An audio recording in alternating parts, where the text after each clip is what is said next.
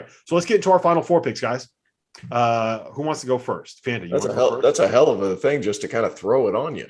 Yeah. Sure. Here we go. Definitive. We're going to put it out. We're going to put it on Twitter. It's your definitive statement.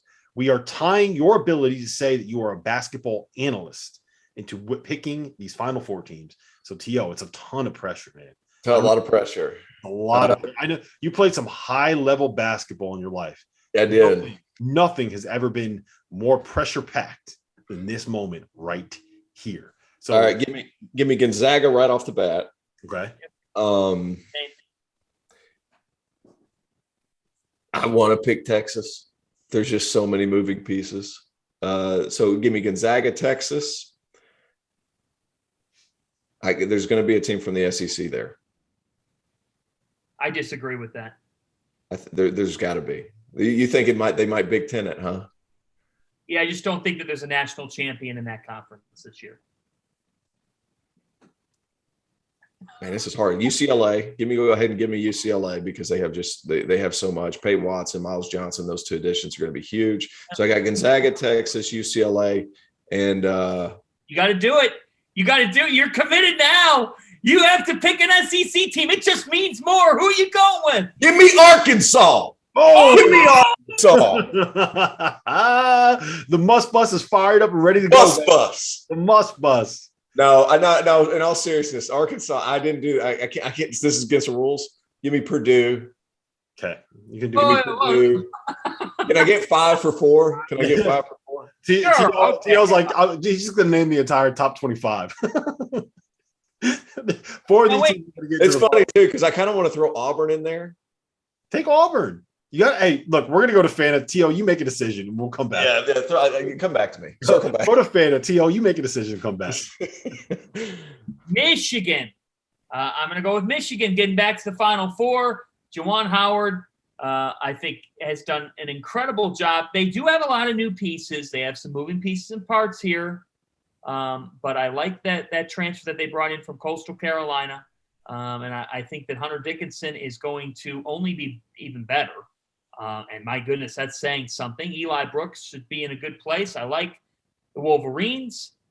I've got Gonzaga. I'm joining UTO until they show me otherwise. They're a Final Four team, and I'm curious to see just how all that pans out. I know I was a little critical of the Timmy Holmgren thing last week. I still think they're a damn great basketball team. I think they just have some things to kind of figure around to be a national championship team. I don't think this year's team is as good as last year's team.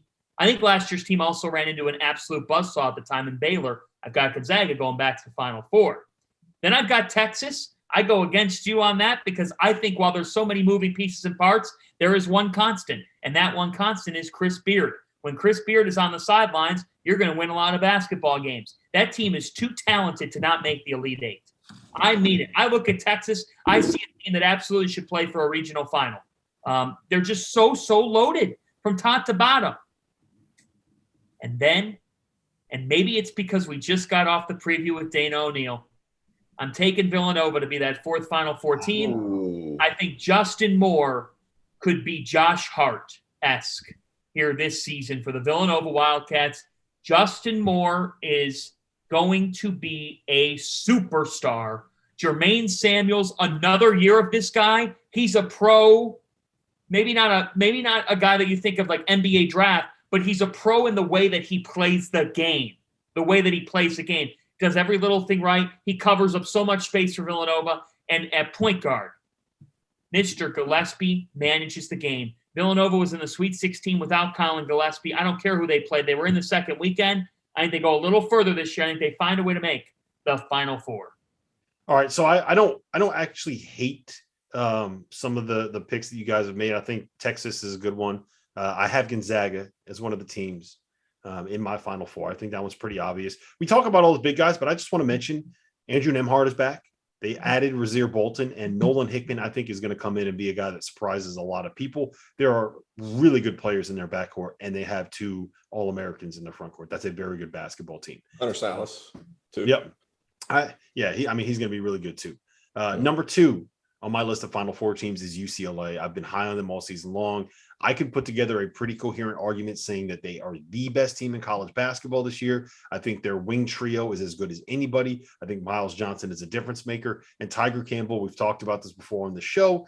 I think he's ready to step into kind of that like big time leadership point guard. To me, like he's never going to put up big numbers, but if you look at like what you want out of a winning point guard, all of the stuff that you can't, what's the word that I'm looking for? All of the cliche stuff that point guards do, I think we're going to see that out of Tiger Campbell this season. I'm going to stick with the blue blood theme here. And I teased it a little bit talking about the Champions Classic preview. I'm going to have Duke and I'm going to have Kentucky in my Final Four. Oh my goodness gracious. I think Paolo Banchero is too good to overlook. Combine him with Mark Williams having a sophomore season, combine it with what I think Jeremy Roach is going to end up being, combine it with the fact that AJ Griffin and Wendell Moore are going to be able to be those defensive presences on the wing, combine it with the fact that I think Joey Baker is going to take a step forward this season. I mean, you ask anyone on that staff and they're going to tell you that Joey Baker had one of the best summers of anybody in that program. So I think Duke's going to be the team to make a run this year. I know it's very cliche to say, oh yeah, this is Duke's year, but I do think that this is the season where Duke finds a way to put it all together in Coach K's last year. And then Kentucky, man, like I love the way that they're built. I love the shooting. I love the versatility of their front line. And I do think Ty Washington, like this is all kind of dependent on Ty Washington, like taking over that lead guard role. But I do think he's going to take over that lead guard role, be an All-American caliber point guard, be a guy that we're talking about as a potential top 10 pick. And if he is that guy at the point guard spot with the shooting that they have, with the depth that they have, with the lineup versatility they have, I think Kentucky's there's quite a bit of value. So we talked about this on the Future Bets podcast that we did on Monday, but I do like Duke and Kentucky for their overall betting national title futures. It's 13-1 and 14-1 for those two programs, respectively. Tio, have you made a decision yet? I made a decision. So I'm going Gonzaga, UCLA. Uh-oh.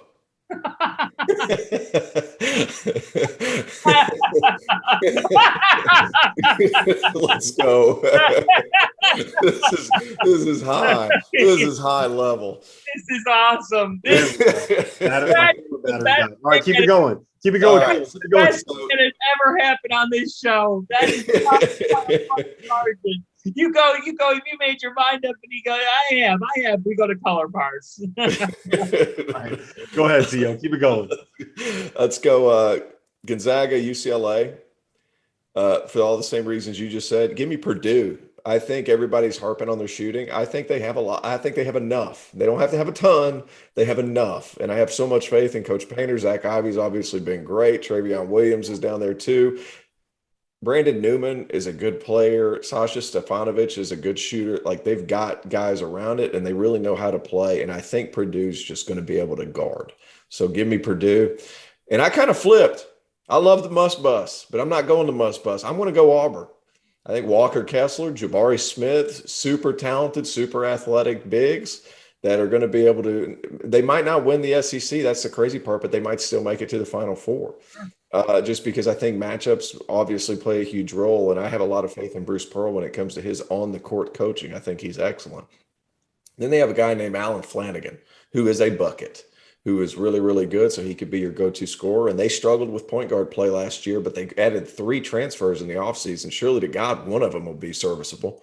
So I like Auburn to make it to the Final Four. There's your hot take, Fanta. I like it. That's hot. That's hot. Like all right, well, listen, this has been fun, gentlemen. We've been here for more than an hour. That's why you saw that my camera died on this show. So much for 40 minutes. Which is actually good because I wanted to get a test in to see how long that battery can last. And we found out about looks like about 98 minutes is how long that battery can last while we're filming. So which is perfect when we do this live show coming up on Wednesday. Oh, I shouldn't have teased that, should I? Anyway, for Terrence Oglesby, for John Fanta, this has been See you guys Monday. Monday podcast. See you Monday.